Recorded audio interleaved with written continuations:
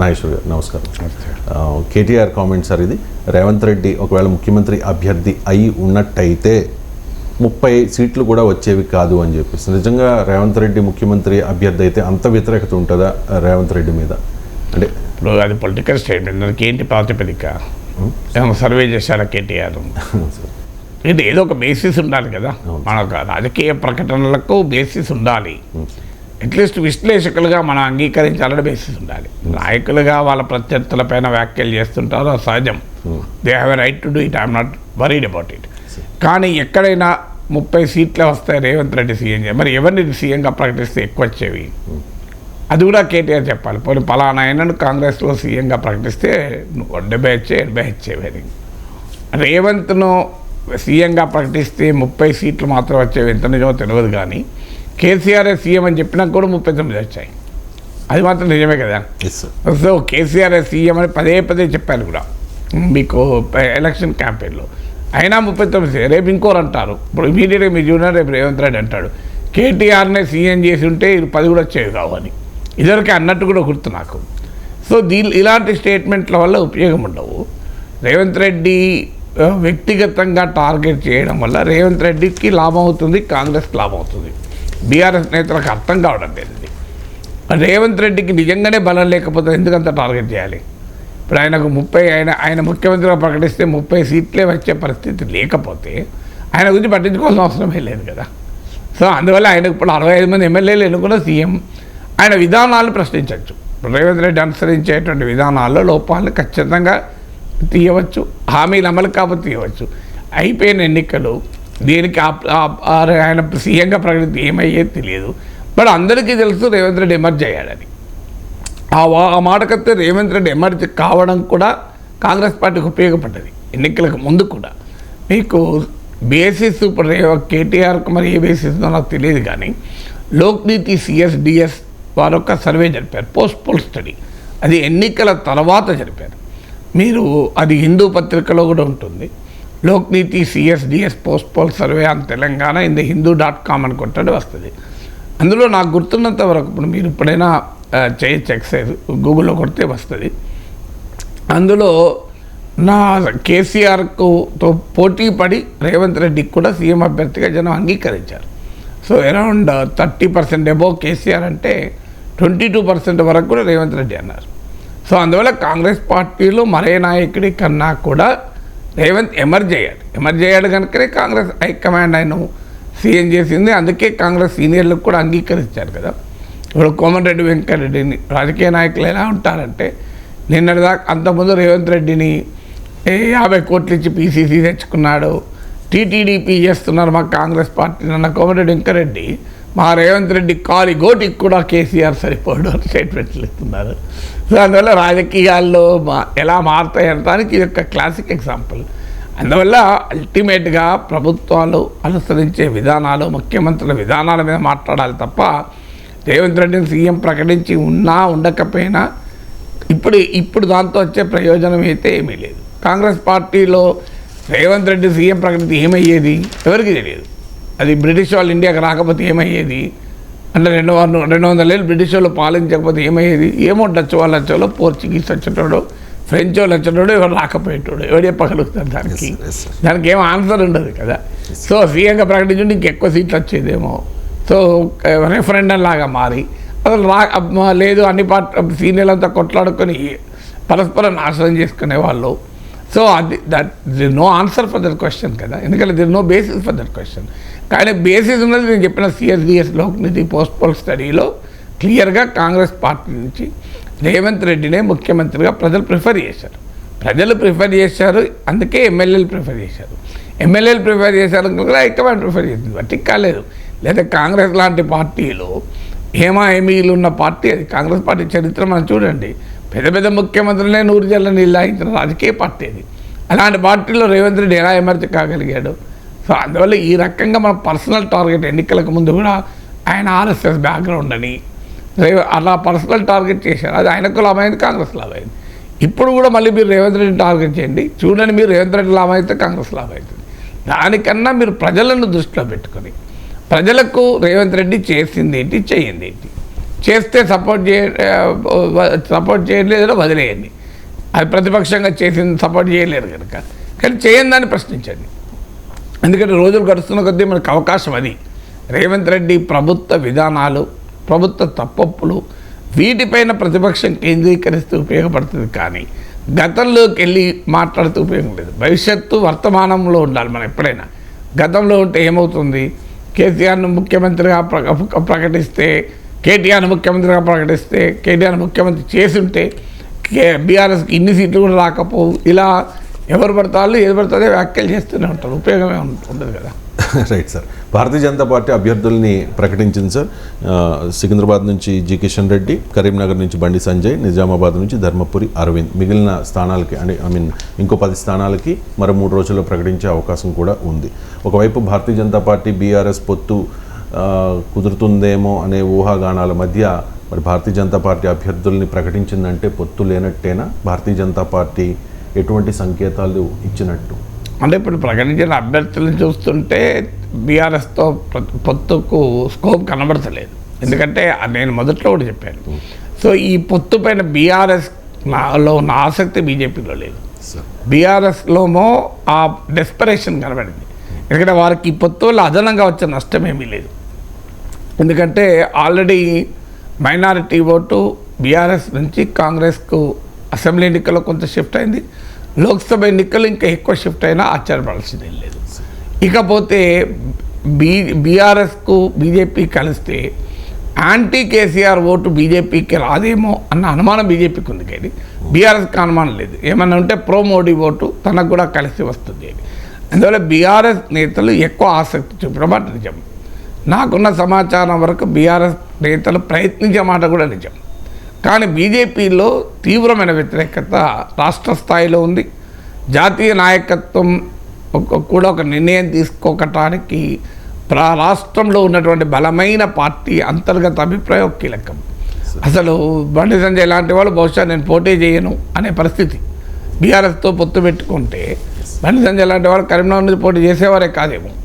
So అందువల్ల బీజేపీలో ఇప్పటికే బండి సంజయ్ని మార్చడము, కవితను అరెస్ట్ విషయంలో జరిగిన తతంగము, దీనివల్ల బీఆర్ఎస్ బీజేపీ ఒక్కటే అన్న భావన కలిగి 2023 అసెంబ్లీ ఎన్నికల్లో బీజేపీ భారత్కి నష్టం జరిగింది.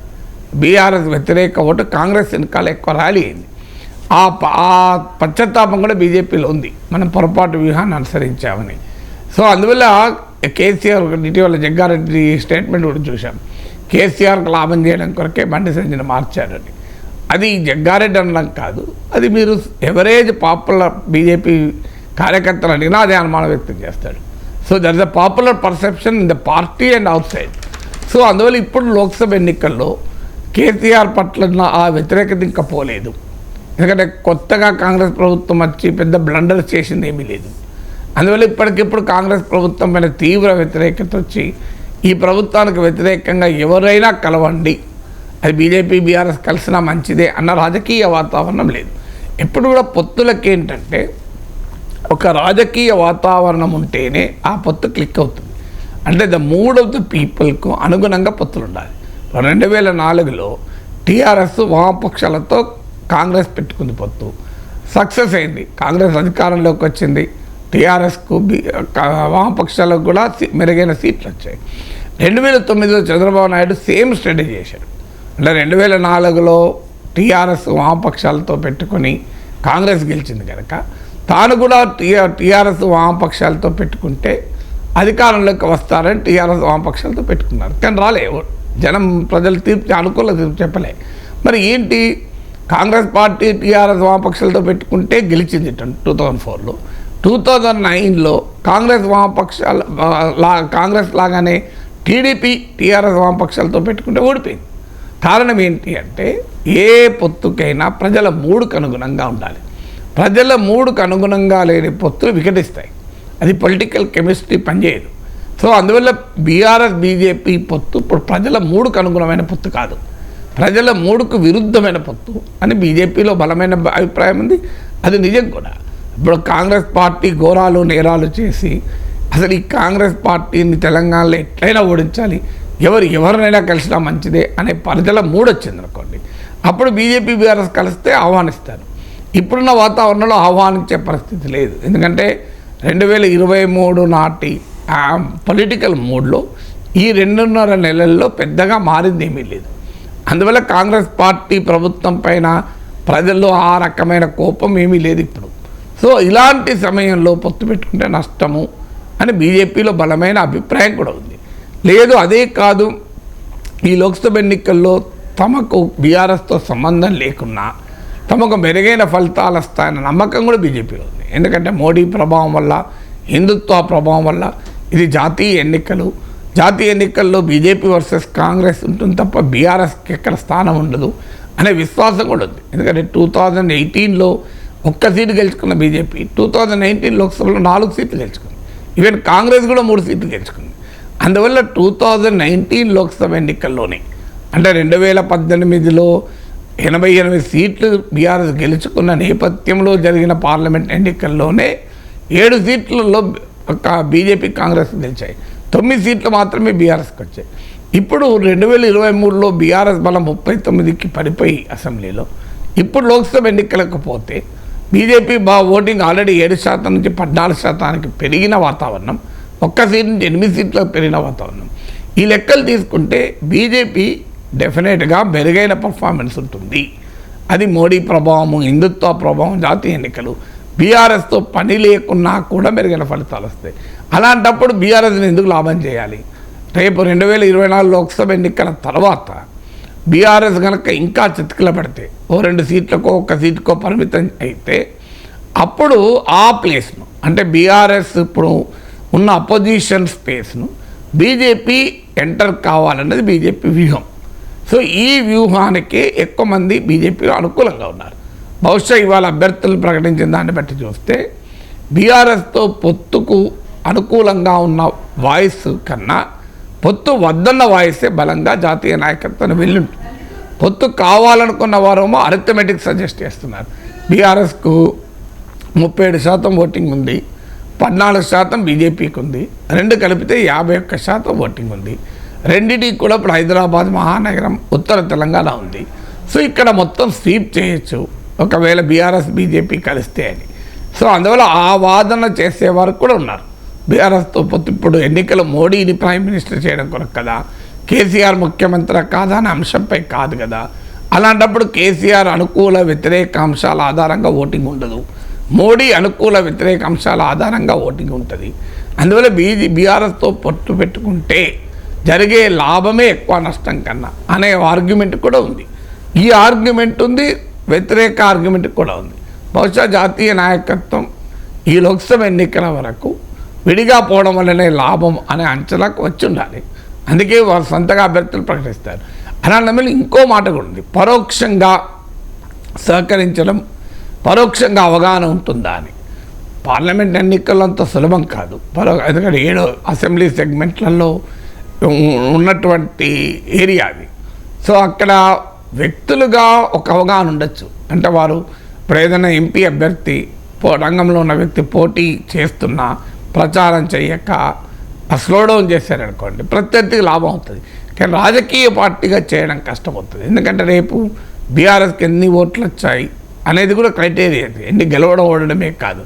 సో ఎన్ని ఓట్లు వచ్చాయనేది కూడా క్రైటీరియా అవుతుంది. కనుక పరోక్షంగా పొత్తుకు అంత సులభమైతే అంశం కాదు. బట్ డెఫినెట్గా బీజేపీ బీఆర్ఎస్ల పొత్తు గురించి ఒక ప్రయత్నము బీఆర్ఎస్ వైపు నుంచి జరిగిన మాట నిజం. అందుకు బీజేపీలో ఉన్న బలమైన వ్యతిరేకత ఈ పొత్తు జరగకుండా ఉండే అవకాశాన్ని కారణం కావచ్చు. రైట్ సార్, కేసీఆర్ గత 10 ఏళ్ల పాలనపై రేవంత్ సర్కార్ వరుసపెట్టి శ్వేతపత్రాలు రిలీజ్ చేసింది సార్, ఆర్థిక పరిస్థితి అలాగే సాగునీటి ప్రాజెక్టుల మీద.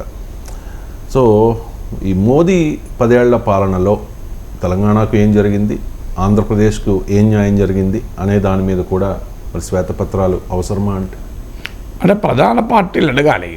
అన్ఫార్చునేట్లీ ప్రధాన రాజకీయ పార్టీలు ఏవి అడగడం లేదు. నా గుర్తున్నంత వరకు ఆంధ్రప్రదేశ్లో మాట్లాడుతూ CPM politburo member BV రాఘవులు డిమాండ్ చేశారు. సో ఆంధ్రప్రదేశ్కు బీజేపీ చేసింది ఏమిటి అనే శ్వేతపత్రం ప్రకటించాలి. ఎందుకంటే అక్కడ టీడీపీ పొత్తు పెట్టుకుంటోంది, వైసీపీ పరోక్షంగా బీజేపీతో కలిసి ఉంది. సో అందువల్ల రెండు పార్టీలు బీజేపీ పట్ల అనుసరిస్తున్న మెతక వైఖరి కాంటెక్స్ట్లో బివి రాఘవ డిమాండ్ చేశారు. సో ఆ డిమాండ్ ఆంధ్రప్రదేశ్కే కాదు తెలంగాణకు కూడా వర్తిస్తుంది. ఇప్పుడు ఇవి పార్లమెంట్ ఎన్నికలు జరుగుతున్నప్పుడు కేంద్ర ప్రభుత్వం ఈ రెండు రాష్ట్రాలకు ఏం చేసింది ఈ డిమాండ్ చేయాలి కదా ఎవరైనా. ఎందుకంటే ఏం చేసిందో చెప్పుకొని బీజేపీ దానిపైన డిబేట్ నడుస్తుంది. బీజేపీ ఏం చెప్తుంది, మేము జాతీయ రహదారులు వేసాము అంటారు. జాతీయ రహదారులకు తప్పనిసరిగా ప్రతి రాష్ట్రం నుంచి పోవాల్సిందే. ఇప్పుడు తమిళనాడు సౌత్కు పోయే జాతీయ రహదారులు తెలుగు రాష్ట్రాలకు టచ్ చేయకుండా పోలేవు కదా, ఆకాశం నుంచి వేయలేవు అవి. సో అందువల్ల అనివార్యంగా వేయాల్సిందే. మీకు హిమాయత్ నగర్ నుంచి చిక్కడపల్లి పోవాలంటే నారాయణగూడ పోవాల్సిందే, ఇంకో మార్గం ఉండదు రహదారి. నారాయణగూడ వాసుల కోసమే వేసినాం అని అనరాదు. సో హిమాయత్ నగర్ నుంచి నీవు బర్కత్పుర పోవాలనుకో అది ఖచ్చితంగా వయా నారాయణగూడ పోవాల్సిందే, ఇంకో మార్గం లేదు. ఆర్టీసీ క్రాస్ నుంచి విద్యానగర్ శంకర్మణ్ నల్లకుంట నుంచి పోదు కదా. సో దట్ అనివార్యమైన రూట్ అది. సో అందువల్ల నిర్దిష్టంగా విభజన హామీలు ఏమమలయ్యాయి, సో రెండు రాష్ట్రాలకు ఇచ్చిన హామీలు ఏమలయ్యాయి ఆ లిస్టు మనం చాలాసార్లు చెప్పుకున్నాం. ఆంధ్రప్రదేశ్కు భారత లిస్ట్ ఉంది, తెలంగాణకు లిస్ట్ ఉంది, అందరికీ తెలిసినవి. ప్రత్యేక హోదా రాలేదు, బయ్యారం స్టీల్ ప్లాంట్ రాలేదు, తెలంగాణకు ఒక్క జాతీయ హోదా కూడా ఒక్క ప్రాజెక్టుకి ఇవ్వలేదు, కాజీపేట్ కోచ్ ఫ్యాక్టరీ రాలేదు, పెట్రోకెమికల్ కాంప్లెక్స్ రాలేదు, వెనుకబడిన ప్రాంతాల అభివృద్ధికి నిధులు అరకొర మాత్రమే. అలాగే రెండు తెలుగు రాష్ట్రాలకు ఇండస్ట్రియల్ ఇన్సెంటివ్స్ ఇవ్వలేదు. సో ఇలా చాలా పెద్ద లిస్ట్ ఇది మనకు. సో హైదరాబాద్ లాంటి మహానగరానికి ఒక ఐఏఎం ఇవ్వలేదు, కరీంనగర్కు IIIT ఇవ్వమంటే కూడా ఇవ్వలేదు, తెలంగాణకు ఒక్క మెడికల్ కాలేజ్ ఇవ్వలేదు, ఒక్క నవోదయ స్కూల్ ఇవ్వలేదు. సో ఇలా చాలా పెద్ద లిస్టు. కడప స్టీల్ ప్లాంట్ రాలేదు, విజయవాడ విశాఖ మెట్రోలకు కేంద్ర సహాయం లేదు. సో ఇలా ఒక్కటి కాదు డిమాండ్లు. సో ఈ రకమైనటువంటి డిమాండ్లు విభజన సమయంలో చట్టంలో పెట్టి లేదా హామీలు ఇచ్చినవి. ఇవి కాక జరిగింది ఏంటంటే అక్కడ విశాఖ స్టీల్ ప్లాంట్ అమ్మకానికి పెట్టారు. తెలంగాణలో గత యూపీఏ ప్రభుత్వం ఇచ్చిన ITIR ప్రాజెక్ట్ రద్దు చేసి పడేశారు. సో అందువల్ల ఈ డిమాండ్ ప్రధాన పార్టీలు చేయాలి. అన్ఫార్చునేట్లీ ప్రధాన పార్టీలు చేయడం లేదు. ఇప్పుడు టీడీపీ బీజేపీతోనే కలుస్తుంది కనుక ఆ డిమాండ్ అవకాశమే లేదు. టీడీపీతో బీజేపీ కలుస్తారు అని అంటున్న సమయంలో వైసీపీకి బలమైన ఆయుధం టీడీపీని ఎదుర్కోవటానికి.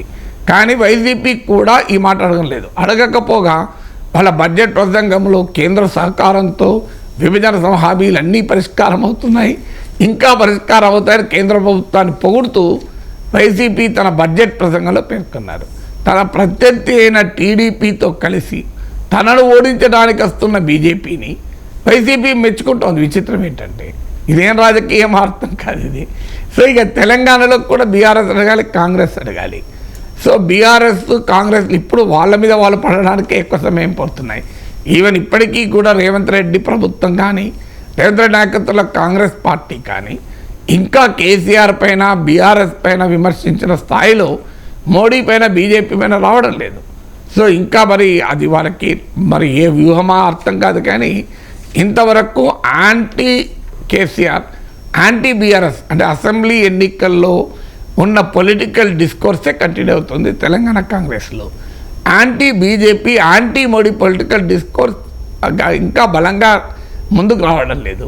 రేపు దాని పర్యవసరం ఏమై ఉంటుంది, అది పార్లమెంట్ ఎన్నికల్లో అది బీజేపీకే లాభం చేసినా ఆశ్చర్యపడాల్సింది లేదు, కాంగ్రెస్ పార్టీ సెల్ఫ్ గోల్ వేసుకున్నా ఆశ్చర్యపడాల్సింది లేదు. మీరు చూస్తుండండి, కాంగ్రెస్ పార్టీ ఇదే వైఖరి కొనసాగిస్తే రేపు సెల్ఫ్ గోల్కైనా దారి తీసిన ఆశ్చర్యం లేదు. సో అందువల్ల ఈ రకమైన ధోరణి రెండు తెలుగు రాష్ట్రాల్లో మరీ ముఖ్యంగా ఆంధ్రప్రదేశ్లో అడిగేవాడే లేడు కేంద్ర ప్రభుత్వం తెలంగాణకి ఆంధ్రాకి ఏం చేసిందని. అందువల్ల కాంగ్రెస్ షర్మిల నాయకత్వంలో కాంగ్రెస్ పార్టీ అడుగుతోంది, వామపక్షాలు అడుగుతున్నాయి. సో కానీ ప్రధాన పార్టీలు అడగాలి కదా. శ్వేతపత్రం ప్రకటించినప్పుడు కేసీఆర్ ప్రభుత్వం పైన ఇన్ని వైట్ పేపర్లు ప్రకటించారు బీఆర్ఎస్ కాంగ్రెస్ పార్టీ, రేవంత్ రెడ్డి ప్రభుత్వం. White paper on state finances, white paper on irrigation. మరి why not white paper on Modi government to Telangana? ఇప్పుడు గవర్నమెంట్లో ఉన్న వారి దగ్గర అంతా డేటా ఉంటుంది కదా. సో ఈ 10 ఏళ్ల పాటు తెలంగాణకు కాంగ్రెస్ మోడీ ఏం చేశాడు అని రేవంత్ రెడ్డి ప్రభుత్వం ఎందుకు ఒక వైట్ పేపర్ ప్రకటించి పబ్లిక్ డొమైన్లో పెట్టండి. బీఆర్ఎస్ నిలదీయండి, 10 ఏళ్ళు మీరేం చేశారు అడగండి. సో మీరు వాళ్ళు ఎందుకు ఇవ్వలేదు, వీళ్ళు ఎందుకు అడగలేదని క్వశ్చన్ చేయండి. అప్పుడు కదా పార్లమెంట్ ఎన్నికల లాభం అయ్యేది. కానీ మరి ఎందుకు మరి రేవంత్ రెడ్డి ప్రభుత్వం ఆలోచించడం లేదో వాళ్ళే చెప్పాలి. సో ఎందుకంటే కేసీఆర్ ప్రభుత్వ పాలన మీద ఇన్ని వైట్ పేపర్లు వేసినప్పుడు మోడీ ప్రభుత్వ హయాంలో తెలంగాణకి ఏం జరిగిందా జరగలేదా కూడా వైట్ పేపర్ వేయాలి కదా. Right sir. ఇక ఎన్నికలకు ముందు వైఎస్ఆర్ కాంగ్రెస్ పార్టీ నుంచి లావు శ్రీకృష్ణదేవరాయలు, వల్లభనేని బాలశౌరి, అలాగే సంజీవ్ కుమార్ కర్నూలు ఎంపీ ముగ్గురు పార్టీని వీడారు సార్. రీసెంట్గా రాజ్యసభ సభ్యుడు వేమిరెడ్డి ప్రభాకర్ రెడ్డి కూడా పార్టీని వీడారు. అలాంటి నాయకుల్ని పోగొట్టుకోవడం ద్వారా వైఎస్ఆర్ కాంగ్రెస్ పార్టీ మీద ఎటువంటి ఎఫెక్ట్ ఉంటుంది? అండ్ ఎన్నికలకు ముందు అహంకారానికి పోతే నష్టం తప్పదా వైసీపీకి? అంటే ఇప్పుడు ఒక్క వైసీపీ నుంచే పోతలేరు కదా, టీడీపీ నుంచి కూడా పోతారు. ఎలక్షన్స్ టైంలో ఇటు నుంచి అటు నుంచి ఇటు జరుగుతూనే ఉంటాయి. ఇప్పుడు టీడీపీ నుంచి ఎవ్వరూ పోకుంటున్నారా? సో నానొక ఎగ్జాంపుల్ కదా. సో అందువల్ల జనసేన నుంచి అన్ని పార్టీల నుంచి ఎన్నికల వేళ అసంతృప్తులు ఉంటారు, టికెట్ రాని వారు వెళ్తూ ఉంటారు, కొత్త వాళ్ళు వస్తూనే ఉంటారు. ఇప్పుడు వైసీపీ నుంచి వెళ్ళేవాళ్ళు వెళ్తారు, వచ్చేవాళ్ళు వెళ్తారు, టీడీపీ నుంచి వెళ్ళేవారు వెళ్తారు, వచ్చేవారు వస్తారు.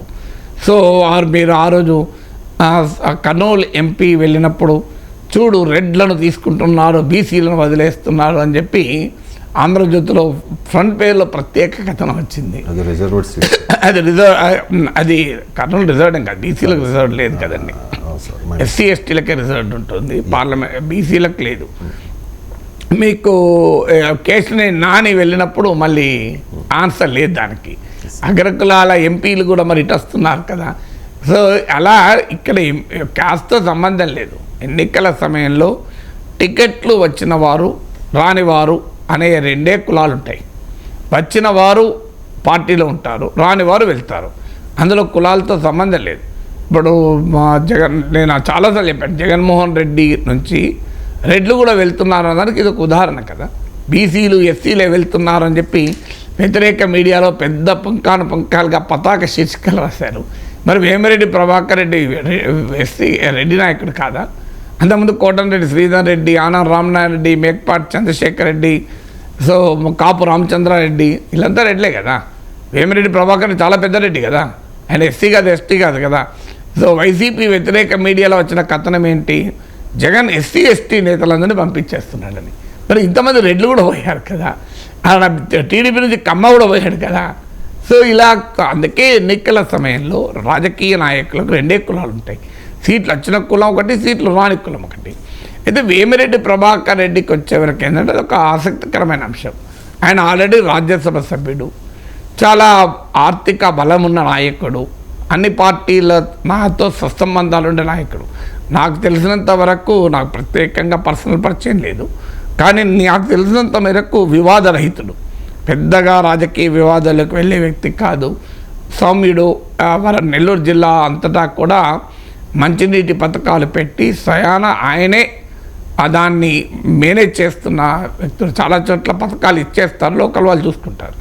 ఇది ఆయనే దాన్ని సమర్థవంతంగా పనిచేసేలా మేనేజ్ చేస్తున్న వ్యక్తి. సో అందరికీ పెద్దగా వ్యతిరేకం ఉండే వ్యక్తి కాదు, ప్రత్యక్ష ఎన్నికలకు కూడా ఆసక్తి చూపే వ్యక్తి కాదు. మరి ఎందుకు వెళ్ళాల్సి వచ్చింది అంటే రకరకాల థీరీస్ ఫ్లోట్ అయి ఉన్నాయి రాజకీయ వర్గాల్లో. ఆయనను నెల్లూరు ఎంపీగా పోటీ చేయమని జగన్ అడిగితే ఆయన కొన్ని అభిప్రాయాలు చెప్పాడని. తాను ఎంపీగా పోటీ చేయాలంటే తన నియోజకవర్గంలో పోటీ చేసే 7 ఎమ్మెల్యేలు తనకు అంగీకారం కావాలి. ఎందుకంటే రేపు వాళ్ళు గెలవగలిగే పరిస్థితులు ఉంటేనే ఈయన గెలుస్తాడు. వాళ్ళు గెలవగలిగే పరిస్థితి లేనప్పుడు ఇప్పుడు కొన్ని 100 కోట్లు ఈయన ఖర్చు పెట్టుకోవాలి, ఎమ్మెల్యేల కొరకు ఖర్చు పెట్టాలి. అల్టిమేట్గా ఫలితం ఉండదు కదా అనేది బహుశా ప్రభాకర్ రెడ్డి ఆలోచన అయి ఉంటుంది. అందుకు జగన్ అంగీకరించలేదని, నువ్వు ఎంపీగా చేయి, ఎమ్మెల్యేలకు నీకు సంబంధం లేదు అని. మరీ ముఖ్యంగా నెల్లూరులో అనిల్ కుమార్ యాదవ్ ఎమ్మెల్యేగా ఉండే ఆయన వేరే ప్రాంతానికి మార్చారు.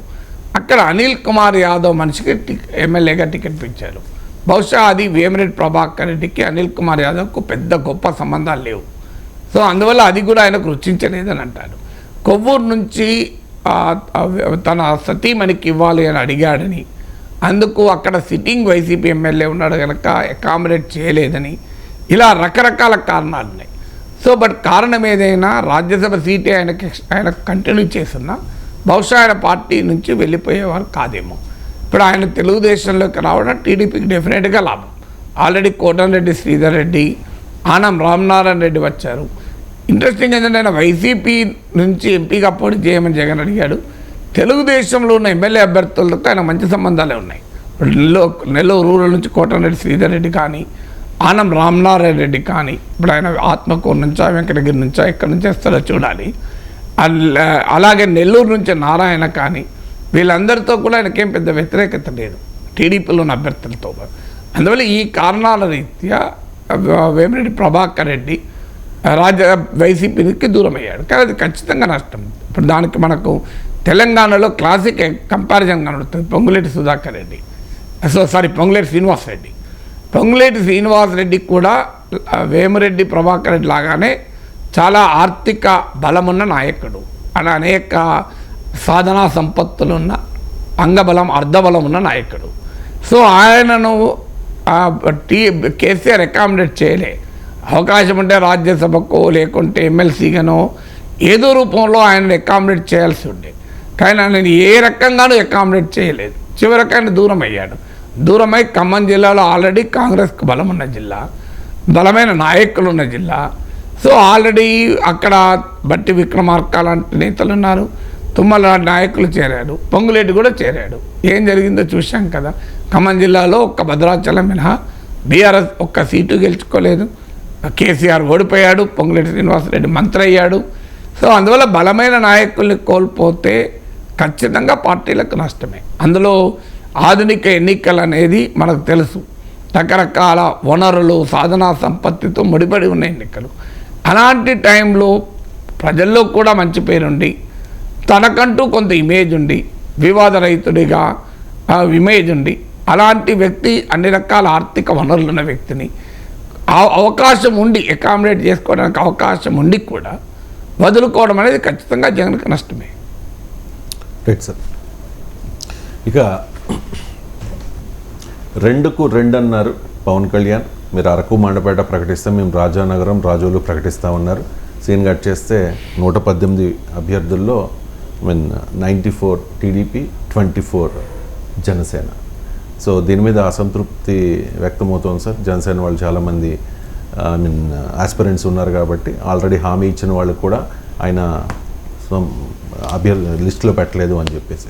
సో ఒక కొత్త లాజిక్ చెప్పారు సార్ పవన్ కళ్యాణ్. 24 స్థానాలు మాత్రమే కాదు, మనకి 3 పార్లమెంట్ స్థానాలు ఇచ్చారు కాబట్టి ఆ 3 పార్లమెంట్ స్థానాల పరిధిలో ఉన్న అసెంబ్లీలు కూడా మనం పోటీ చేస్తున్నట్టే లెక్క అని చెప్పి ఒక కొత్త లెక్క చెప్పారు సార్. ఒకసారి విందాం ఆ లెక్క ఏంటో. 24 స్థానాలు 3 పార్లమెంట్లు ఫిక్స్ అయిపోయాం.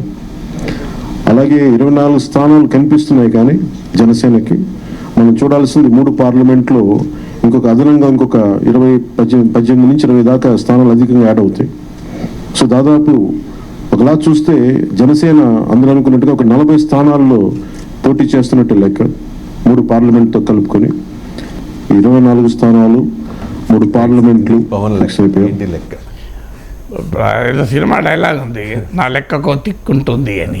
ఎవరి సినిమా గుర్తులేదు, పవన్ కళ్యాణ్ సినిమానే కదా. పవన్ కళ్యాణ్ సినిమా. నాకైతే ఈ లెక్కలో ఏమి కనబడతలేదు. సో ఇప్పుడు ఆయన పోటీ చేస్తున్న 24 అసెంబ్లీ సీట్లు కూడా ఈ 3 పార్లమెంట్ సీట్లలో కొన్ని ఉంటాయి కదా. కొన్ని ఉంటాయి, ఉండకుండా ఎలా ఉంటాయి. ఇప్పుడు 20 ఎన్ని ఉంటాయో నేను లెక్కలు తీయలేదు కానీ ఆ 3 లోక్సభ సీట్ల పరిధిలో ఉన్న అసెంబ్లీ సెగ్మెంట్లు 24 కూడా ఉంటాయి. సో అలా అన్నప్పుడు ఈ 24 అసెంబ్లీ సెగ్మెంట్లు కూడా ఏవో ఒక పార్లమెంట్ సెగ్మెంట్లు ఉంటాయి. అలాంటప్పుడు మనం 3 పార్లమెంట్ పోటీ చేస్తాడు కదా, 5 6 పార్లమెంట్ పోటీ చేస్తాడు అవుతుందా. సో ఆ లెక్కకి ఈ లెక్కకి ఏవి సంబంధం. అసెంబ్లీ సెగ్మెంట్లే పార్లమెంట్ సెగ్మెంట్లు 24 40 చేస్తానికి. అంటే టీడీపీ ఇచ్చినవి 24, పవన్ కళ్యాణ్ దాన్ని 40 చేశాడు. ఆ 40 చేస్తానికి అనుసరించిన వింత ఫార్ములా ఇది. సో ఇది ఇంకా ఎక్కువ అసంతృప్తిని పెంచుతుంది. మనకున్న బలం ఇంతే, బలానికి తగినట్టుగా మనం సీట్లు అడిగాం, బలం కన్నా బలానికి సంబంధం లేని సీట్లు అడిగితే ఓడిపోతాం. అల్టిమేట్గా అది వైసీపీకి లాభం అవుతుంది. ఇప్పుడు మనకున్న టార్గెట్ 40 కాదు, ఉన్న 24లో 20 గెలవడం ముఖ్యం. 40 పోటీ చేసి 10 గెలిస్తే లాభం ఏంటి? ఎన్ని పోటీ చేసామన్నది ఎలక్షన్ల వరకే, ఎన్ని గెలిచామన్నది 5 ఏళ్ల పాటు ఉంటుంది. ఇది కదా పవన్ కళ్యాణ్ చెప్పాల్సింది. ఎందుకంటే 24 సీట్లు మనకు వచ్చాయి, 3 ఎంపీలు వచ్చాయి, ఇంకా 57 సీట్లు ప్రకటించాల్సింది.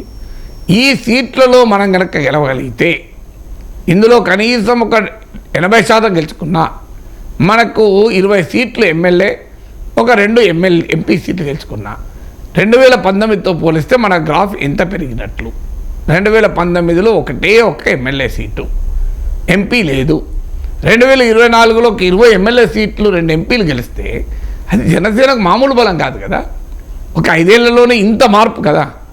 సో అది ఫోకస్ చేయండి అని జనసైనికులకు చెప్పితే వాళ్ళు కన్విన్స్ అయ్యే అవకాశం ఉంటుంది. నిజమే కదా, ఇప్పుడు ఉన్న 24లో 20 గెలవడం ముఖ్యం తప్ప అవి 40 ఎందుకు కాలేదు అని అనుకుంటే 40 అయినంత మాత్రాన 40 గెలవకపోతే 10 గెలిస్తే ఏం ప్రయోజనం?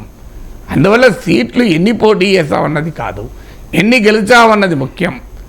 ఒక 2 పార్టీలు పొత్తున్నప్పుడు వాళ్ళ బలమైన సీట్లు మనకు వస్తాయి, మన బలమైన సీట్లు వాళ్ళకి పోతాయి. ఎందుకంటే పార్టీల పొత్తు ఏకపక్షంగా ఉండవు కదా. అందువల్ల ఆ మాట అడగాలి. ఆ మాట చెప్పి మనకున్న బలానికి తగినట్టుగా సీట్లు తీసుకున్నాం. మనకు లేని బలాన్ని మనం ఊహించుకొని రేపు పోటీ చేసి ఓడిపోతే మనకు లాభం లేదు, మన రాజకీయ లక్ష్యమైన జగన్ ఓడించడానికి ఉపయోగపడదు అని కన్విన్స్ చేయాల్సింది పోయి మన 24 కాదు, మన 40 పోటీ చేసినట్లే. అలాంటప్పుడు 94 కాదు, టీడీపీ ఎన్ని చేసినట్లు? ఎందుకంటే ఇంకా 22 ఎంపీ సీట్లు ఉన్నాయి కదా. దాంట్లో కూడా ప్రతి ఎంపీ సీటుకు 7 అసెంబ్లీ సెగ్మెంట్లు ఉంటాయి. అంటే 154 వాళ్ళు పోటీ చేసినట్టు. 154, 94 కలిపితే 248 అవుతాయి కదా. ఆ లెక్కన కూడా రేషియో అదే. మళ్ళీ 94కు 24కి ఏ రేషియో ఉంటుందో 248కి 40 కూడా అదే రేషియో ఉంటుంది. 240 అంటే మళ్ళీ 1/6. ఇక్కడ కూడా ఇంకా 1/6 కూడా అది, ఇక్కడ 1/5 కన్నా ఎక్కువ. సో అందువల్ల ఇది మోర్ దెన్ 20% అవుతుంది, అక్కడే ఇంకా తక్కువ.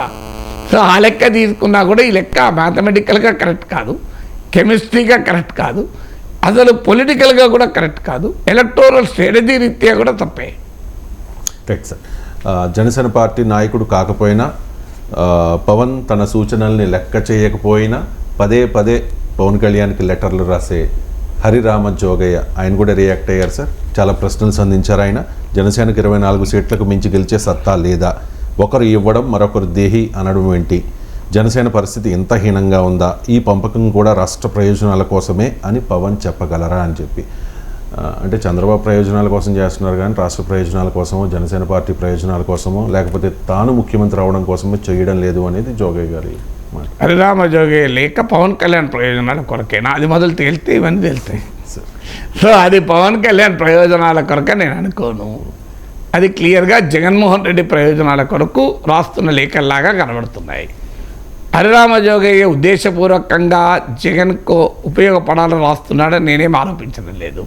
కానీ అల్టిమేట్ రిజల్ట్ మాత్రం అదే. అది పవన్ కళ్యాణ్ దెబ్బతీయటానికి, జనసేన దెబ్బతీయటానికి మాత్రమే ఇలాంటి లేఖలు ఉపయోగపడతాయి. ఏదైనా ఉంటే పర్సనల్గా చెప్పచ్చు, పబ్లిక్గా లేఖలు రాస్తున్నాడంటే జనసేనని ఇబ్బంది పెట్టడానికి తప్ప ఇంకేముంటుంది దాంట్లో. సో ఇప్పుడు పవన్ కళ్యాణ్కి ఎంత బలం ఉన్నదని హరిరామ జోగయ్యకి ఎక్కువ తెలుస్తుందా, పవన్ కళ్యాణ్కి ఎక్కువ తెలుస్తుందా? ఇప్పుడు 24 తక్కువ ఎక్కువ ఎన్ని 50 అన్నదానికి ప్రాతిపదిక ఏంటి? దర్శుడు ఏదైనా ఒక సర్వే ఉందా? గత ఎన్నికల బేస్ ఉందా? పార్టీకి ఉన్న నాయకుల బేస్ ఉందా? ఏ బేస్ మీద అడుగుతున్నారు? సో ఏ బేస్ మీద అడగకుండా 40 సీట్లు 50 సీట్లు, ఇప్పుడు లాస్ట్ ఎలక్షన్లో 6 నుంచి 7% ఓటింగ్ వచ్చింది. ఆ లెక్కను చూసినా కూడా ఇప్పుడు 20% ఓటింగ్, మొత్తం 118 సీట్లు ప్రకటిస్తే అందులో 20% జనసేన, అంటే 80% TDP, 20% Janasena. So last time మీరు ఓటింగ్ తీసుకుంటే కూడా మీకు తేడా మీకు ఇంతకన్నా ఎక్కువ లేదు కదా. 40% టీడీపీకి వస్తే 6 to 7% జనసేనకు వచ్చింది. సో ఏ క్రైటీరియా రీత్యా చూసినా ఈ సీట్లు తక్కువ అనే కంక్లూషన్కి రాలేం. ఇప్పుడు హరిరామ జోగయ్య ముందున్న కర్తవ్యం ఏంటంటే ఎన్ని సీట్లకు జనసేన పోటీ చేస్తుంది, పవన్ కళ్యాణ్ పోటీ చేస్తాడన్న వల్ల జనసేనకు అధికారం రాదు, ఎన్ని సీట్లు గెలిపించగలుగుతారన్న దానికి ఆధారం పడుతుంటుంది. నిజంగా హరిరామ జోగే పవన్ కళ్యాణ్ శ్రేయభిలాష్ అయితే ప్రకటించిన 24 సీట్లను గెలిపించే పని చేయాలి. అది వదిలేసి 40 చేయలేదు, 50 చేయలేదు, 60 చేయలేదు అంటే ఏ ప్రాతిపదిక లేకుండా పోటీ చేస్తే ఏం జరుగుతుంది? ఎలక్షన్లో ఓడిపోతారు. మనకి ఇదే అనేక ఉదాహరణలు ఉన్నాయి. బీహార్ ఉదాహరణ ఉంది. బీహార్లో కాంగ్రెస్ పార్టీ ఇలాగే ఆర్జేడీ నుంచి ఎక్కువ సీట్లు తీసుకొని పోటీ చేసింది. ఆ మహాగఠబంధన్ అధికారంలోకి రాకపోవడానికి కారణమే కాంగ్రెస్ ఓటమి. ఎందుకంటే Congress strike rate is the poorest. మీకు లెఫ్ట్ ఫ్రంట్కి ఆడ సిపిఐఎంఎల్ అని ఉంటుంది. సిపిఐఎంఎల్, సిపిఐ, సిపిఎం ఈ 3 పార్టీలకు ఇచ్చిన సీట్లలో వాళ్ళు 80 నుంచి 90% గెలిచారు. కాంగ్రెస్ పార్టీ వాళ్ళు తీసుకున్న సీట్లు ఎక్కువ, గెలిచిన సీట్లు తక్కువ. దానివల్ల కూటమికే నష్టం జరిగింది. అందువల్ల ఎప్పుడు కూడా సీట్లు అవసరాన్ని మించి, శక్తిని మించి తీసుకుంటే అది ప్రత్యర్థికి ఉపయోగపడుతుంది. అందువల్ల నిజంగానే జనసేన బలం 24 కాదు 40, 50 అనుకుంటే దానికి ఏదో ఒక ప్రాతిపదిక చెప్పాలి కదా. మీరు అంచనా ఎక్కడికి వెళ్ళి వస్తున్నారు? అంచనా ఏ బేస్ మీద అంచనా వస్తున్నారు? ఒక అంచనా ఏంటంటే కాపులో ఒక 30-40 సీట్లు ఉంటారని. కాపులు జనసేన తప్ప వేరే పార్టీ లేరా? పేరుని నాని కాపు కాదా? అంబటి రాంబాబు కాపు కాదా? అండ్ టీడీపీలో కాపులు లేరా? పవన్ కళ్యాణ్ మీద పోటీ చేసే అభ్యర్థి కూడా కాపే, వైసీపీ అభ్యర్థి. కాపులందరూ ఏదో గంపగుత్తగా పవన్ కళ్యాణ్ దగ్గర ఉన్నట్లు, జనసేనలో ఉన్నట్టు భ్రమపడితే అదే నిజమైతే పవన్ కళ్యాణ్ ఎందుకు వెళ్ళలేదు గాజువాకలో, భీమవరంలో? అక్కడ కాపులు లేరా? నాకు తెలిసినంత వరకు గాజువాక, భీమవరంలో హైయెస్ట్ నెంబర్ ఆఫ్ ఓటర్స్ ఉన్నది కాపులే. మరి అక్కడ ఎందుకు ఓడిపోయాడు పవన్ కళ్యాణ్? కాపులున్న చోటు ఎందుకు ఓడిపోయాడు? కాపులంతా ఓటెత్తి గెలవడాడు పవన్ కళ్యాణ్. పవన్ కాపుల జనాభా ఎంత? లాస్ట్ టైం జనసేనకు వచ్చిన ఓట్లు ఎంత? లెక్కలు తీయండి. కాపుల జనాభాకు లాస్ట్ టైం జనసేనకు వచ్చిన ఓట్లు సేమ్ ఉన్నాయా? మరి ఎందుకు మాట? కాపులంతా ఏదో జనసేన దగ్గరే ఉన్నట్లు, పవన్ కళ్యాణ్ దగ్గరే ఉన్నట్లు, కాపుల పార్టీ జనసేన అయినట్లు. నేను తెనాల్లో కాపులు లేడా? నాదెల్ల మనం ఎందుకు పోటీ చేస్తాడు? అక్కడ కాపే లేడా? ఆడ వేరే కులాలకు జనసేన టికెట్లు ఇస్తలేదా? సో అక్కడ మరి కాపులు లేరా? సో అది విచిత్రమైన ఆర్గ్యుమెంట్ కదా. అలా అంటే జనసేన అభ్యర్థులంతా కాపులేనా? వేరే కులాల వాళ్ళ అభ్యర్థులే లేరా? దీనికి ఆన్సర్ ఉండాలి కదా. సో మరి ఇప్పుడు తెనాల్లో కాపు అడుగుతాడు, మన నాదెల్ల మనవరకు ఎందుకు ఇస్తా, నాకు ఇవ్వండి, నేను కాపును కదా అంటాడు. ఆన్సర్ ఏమైనా ఉంటుందా? సో అందువల్ల లాజిక్ బేసిస్ ఉండాలి. పవన్ కళ్యాణ్ బలం ఎంతో ఆయనకు అంచనా ఉంది. ఆ అంచనాకు అనుగుణంగా ఆయన సీట్లు అడుగుతాడు. పవన్ కళ్యాణ్ శ్రేయోభిలాషులు ఎవరైనా ఉంటే ఎన్ని సీట్లు అనే చర్చ కన్నా ఇచ్చిన సీట్లలో ఆ పార్టీని గెలిపించే ప్రయత్నం చేయండి. అది చేయకుండా రోజు పొద్దున్న లేస్తే లేఖలు రాసుకుంటూ నువ్వు తక్కువ సీట్లకు ఒప్పుకున్నావు, నువ్వు చంద్రబాబు నాయుడుకు అనుకూలంగా ఒప్పుకున్నావు. పవన్ కళ్యాణ్ కనీసం ఎమ్మెల్యేగా గెలిపించే నాయకులు, వ్యక్తులు ఇలా మాట్లాడితే ఏం లాభం అంటే దానివల్ల? ఆయన ఒక్క ఎమ్మెల్యేగా గెలిపించుకోలేకపోయారు కదా. ఇంతమంది మొత్తం ఆంధ్రప్రదేశ్లో కాపులు తక్కువ మంది ఉంటారు, కాపు నేతలు. వీళ్ళందరూ పోయి ఆడ తిష్ట వేసి పవన్ కళ్యాణ్ భీమవరం నుంచి గెలిపించి ఉంటే ఇలా ఉండేది కదా రాజకీయం. వీళ్ళు ఎవరైనా వెళ్ళారా? పవన్ కళ్యాణ్కు మద్దతుగా కాపు నేతలు అందరూ పోయి ప్రచారం చేశారు? నాకు గుర్తున్న వరకైతే లేదు. మరి ఎందుకు మాట్లాడితే ఎట్లా మరి? Right sir. కానీ ఈ లెక్క చూసిన తర్వాత 118లో 24 జనసేనకి, 94 తెలుగుదేశం పార్టీకి, ఇంకా మిగిలిన 57లో జనసేనకి ఏదైనా వస్తుందా అంటే చంద్రబాబు నాయుడు గారు స్టార్టింగ్లోనే క్లియర్గా చెప్పేశారు సార్. 175 నియోజకవర్గాల్లో 24 మాత్రమే జనసేనకి అని చెప్పేసి. అంటే ఒకరి అవసరం ఒకరికి ఉన్నప్పుడు, ఇప్పుడు జనసేన పార్టీ మద్దతు లేకుండా తెలుగుదేశం పార్టీ అధికారంలోకి వస్తుందని ధీమా పార్టీ నాయకుల్లో కూడా లేనప్పుడు మరి అంత తక్కువగా ఇవ్వడాన్ని కొంతమంది జీర్ణించుకోలేకపోతూ ఉన్నారు సార్. అండ్ ఎందుకు పవన్ కళ్యాణ్ డిమాండ్ చేయలేకపోయారు అని చెప్పి కొంతమంది నిలదీస్తున్నారు కూడా. నిలదీసే వాళ్ళు ఎవరు? పవన్ కళ్యాణ్ శ్రేయోభిలాషులు కాదు. నిలదీసే వాళ్ళు గతంలో భీమవరంకి వెళ్ళి ప్రచారం చేశారా? చెప్పండి నాకు అది. ఈ నిలదీస్తున్న వాళ్ళు ఎవరైనా భీమవరంలో పవన్ కళ్యాణ్ గెలుపుకు పనిచేశారా? ఇంకెక్కడ ఈ ఒక్క క్వశ్చన్కి ఆన్సర్ వస్తే అయిపోతుంది కదా. సో ఫండమెంటల్ పాయింట్ ఏంటంటే నిజమే టీడీపీకి జనసేన అవసరం ఉన్నమాట నిజం. ఆ అవసరము వల్ల ఎక్కువ బార్గెన్ చేసుకునే అవకాశం ఉంటుంది. కానీ అది after election, not before election. ఎందుకంటే బిఫోర్ ఎలక్షన్లో గెలవాలి కదా. ఇప్పుడు ఎక్కువ సీట్లు జనసేనకి ఇస్తారు, గెలవకపోతే అల్టిమేట్గా గెలవడం ప్రాతిపదిక అవుతుంది. ఆ పార్టీకి అక్కడ బలం లేకపోతే నీకు జనసేన అవసరం ఉంది కదా, పవన్ కళ్యాణ్ కష్టకాలంలో టీడీపీకి సహకరించాడు కదా, జనసేన మద్దతు ఉండకపోతే టీడీపీ ఈ సిచ్యువేషన్కి వచ్చేది కాదు కదా. ఇవన్నీ నిజం. ఈ ప్రాతిపదిక మీద బలం లేని దగ్గర సీట్లు ఇచ్చారనుకోండి, ఎన్నికలు గెలుస్తారా? ఇప్పుడు యూపీఏ 1 ప్రభుత్వం ఉంది 2004లో. యూపీఏ 1 ప్రభుత్వం అధికారంలోకి రావడానికి వామపక్షాల మద్దతే కీలకం అని చెప్పి వామపక్షాలకు ఉత్తరప్రదేశ్లో 10 సీట్లు కాంగ్రెస్ ఇచ్చిందనుకోండి, లేదు ఆంధ్రప్రదేశ్లో ఉమ్మడి ఆంధ్రప్రదేశ్ ఆ రోజు ఒక 15 ఎంపీ సీట్లు ఇచ్చిందనుకోండి, కమ్యూనిస్టులు గెలుస్తారా 15 ఎంపీ సీట్లు? సో కాంగ్రెస్ పార్టీ 15 ఎంపీ సీట్లు ఇచ్చి మీరు మీ వల్లనే మేము అధికారం కేంద్రంలో ప్రభుత్వంలో ఉన్నాం, మీరు లేకపోతే ప్రభుత్వం లేకనుక మీరు 15 సీట్లు పోటీ చేయండి అంటే ఎలక్షన్లకు వెళ్తారా అండి? సో అందువల్ల ఎలక్షన్లకు వచ్చే వరకు విన్నబిలిటీ ఫ్యాక్టర్ అవుతుంది, అవసరాలు అనేది ఆ ఫ్యాక్టర్ కాదు. ఓ పార్టీ అవసరం ఓ పార్టీకి ఉండవచ్చు, కానీ అల్టిమేట్గా గెలవగలిగే స్ట్రెంత్ ఆ పార్టీ ఏ పార్టీ అభ్యర్థికి ఉంది, ఏ పార్టీ అభ్యర్థి పోటీ చేస్తే అక్కడ గెలిచే అవకాశం ఉంటుంది. ఇది ప్రాతిపదికగా మాత్రమే ఎన్నికల సర్దుబాటు ఉంటుంది. ఎన్నికల సర్దుబాటుకు వేరే ప్రాతిపదికలు ఉండవు, నీ అవసరం ఎంత ఉంది లేదని.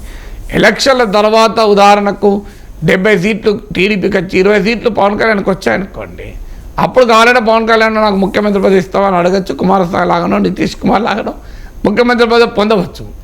సో అది కూడా అనెతికల్ అవుతుంది, ఎతికల్ కాదు. అట్లీస్ట్ అప్పుడు 2 ఏళ్ళు మాకు ముఖ్యమంత్రి పదవి ఇవ్వవా అని అడిగినా లాజిక్ ఉంటుంది. మా మద్దతు వల్లే కదా ప్రభుత్వం ఉండేది. ఎలక్షన్ల ముందు అనేది క్రైటీరియా గెలవడము గెలవకపోవడం అనే క్రైటీరియా పైన ఆధారపడి ఉంటుంది. సో ఈ ఎన్నికలకు ముందు ఈ లేఖలు రాసి ఈ అసంతృప్తి వ్యక్తం చేసిన వాళ్ళు ఎవరు జనసేన విజయానికి దోహదం చేసేవారు కాదు, పవన్ కళ్యాణ్ విజయానికి దోహదం చేసేవారు కాదు. మొదలు ఇప్పుడు ఎన్ని సీట్లు పోటీ చేస్తావు కాదు, ఎన్ని గెలుస్తావన్నది ముఖ్యం కదా. టీడీపీ లాస్ట్ టైం 170 సీట్లు పోటీ చేసింది, 23 గెలిచింది. ఇప్పుడు పవన్ కళ్యాణ్ ఎన్ని గెలుస్తారని వీళ్ళు అంచనా 30 గెలుస్తారు, 40 గెలుస్తారని అంచనా ఉందా? 50 గెలుస్తారని అంచనా ఉందా? ఏ ప్రాతిపదిక అంచనా ఉంది? లాస్ట్ టైం 1 సీట్ నుంచి ఈసారి 50 సీట్లు గెలుస్తారు, లేదు ఈసారి భారీ గెలుస్తారని ఏ బేసి మీరు చెప్తున్నారు? లెక్కలు ఉండాలి కదా. Right sir, thank you so much sir. చాలా అంశాలకు సంబంధించి సమగ్రంగా విశ్లేషణ అందించినందుకు.